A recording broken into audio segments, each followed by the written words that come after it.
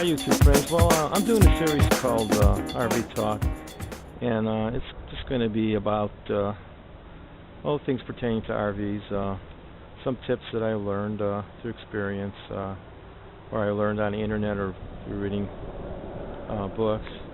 But what I'm trying to address today is that may be of interest to a lot of folks who purchased an RV late in the season and wondering if they need to winterize it or not. Well, by all means, if it's easy enough to do, and actually it should be totally winterized if you can do so. In my case here, I bought this in September and I haven't used it. It's an 84, and I'm basically going to be checking to see if I need to winterize. If I was going to winterize this, I would have to fill the entire system up with water, drain it,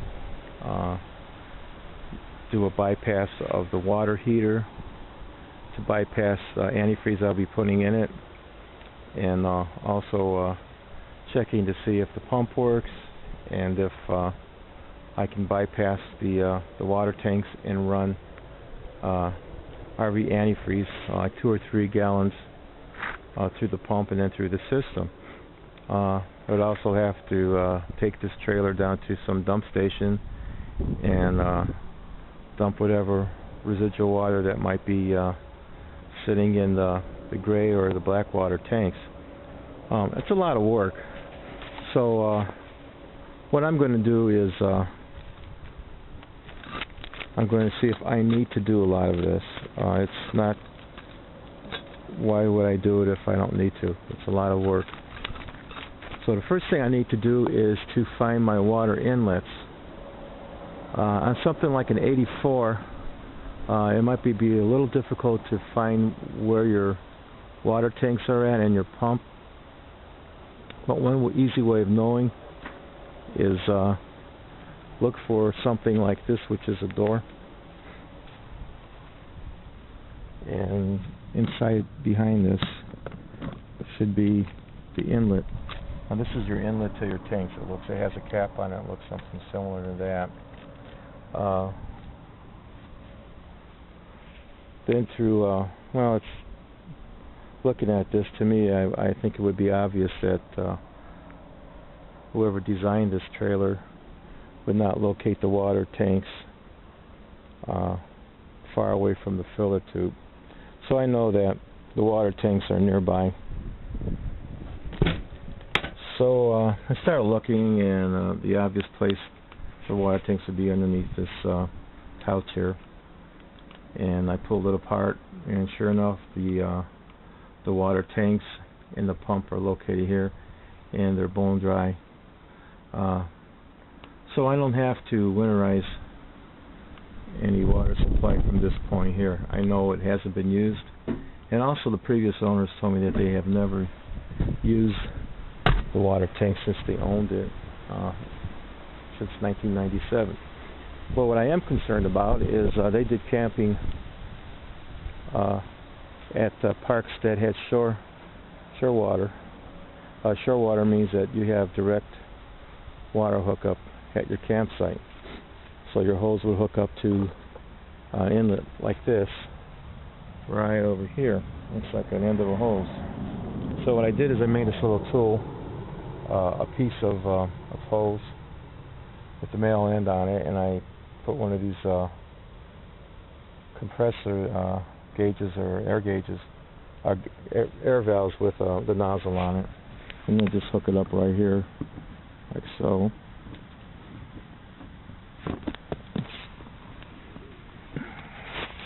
Bear with me here, I'm trying to do this and hold the camera at the same time. I can do it. Maybe I can, maybe I can't. Sometimes the easiest things to do are the hardest things to do. And it didn't. There we go. So this is all hooked up and ready to go. And what I do is I need to connect my air hose line to it. I'll do that in a minute. One thing I want to make sure is that all the faucets are open inside the trailer.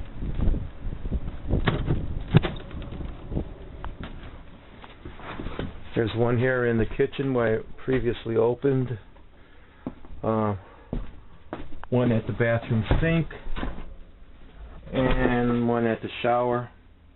And I'm also concerned about the toilet itself. Basically, there's a valve in there that lets the water in when it flushes. Bear with me, this trailer, we have been trying to work on it since we got it, between other projects. It hasn't been thoroughly cleaned yet. So anyway, I go back outside and I'll hook the compressor up to it. Now I'm using an old pancake compressor. This is fine. Any little type of compressor will do the job. You don't want anything with over 40 psi, which is 40 pounds per square inch. I know this is actually putting on around 50 pounds per square inch, which is a little much. But that's all I have right now. They said you could even use one of those little compressors that you use to fill your tires up. Hook it up here, which I did. Okay, now it's hooked up to the airline, and I'll give it a and blow some air into it. I don't need to turn the compressor on again because I already did it. But go inside and find what actually happened. And this is actually a reenactment because I did this previously to make sure it worked. And yes, there was droplets of water that came out of the sink. There was a little bit of water that came out of the faucet and the bathtub, along with some pink antifreeze. So I know that this thing had some residue of pink antifreeze. So I know the lines were clear. So I don't really need to do anything. What really does concern me is the toilet itself. There's water down in that tank. So what I'm going to do is get a gallon or so of RV antifreeze and dump it down that tank, and see what happens, and watch it through the winter. And if it starts getting cold and it gets kind of icy in there, ice starts forming, I'm going to probably put maybe more antifreeze. And if I can, I possibly will put 2 gallons of antifreeze in there. The last thing to be concerned about is your hot water system. And in my case, everything is all enclosed under the trailer.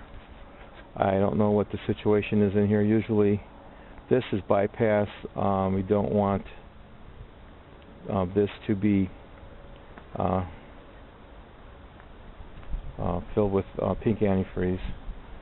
So they usually bypass this and just air drain it.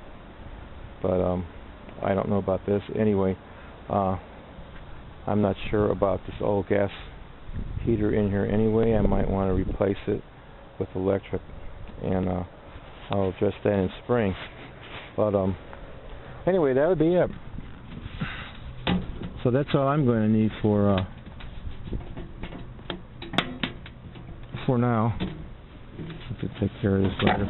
That's all I'm going to need at this moment. And so it's pretty much winterized. I do want to cover the roof with a tarp. I do this in all my trailers because I don't like the idea of snow sitting in there, and once it starts smelling, melted snow has a way of getting into things and causing things to leak that would leak. So anyway, until next time, thank you so much for watching. Please comment and subscribe.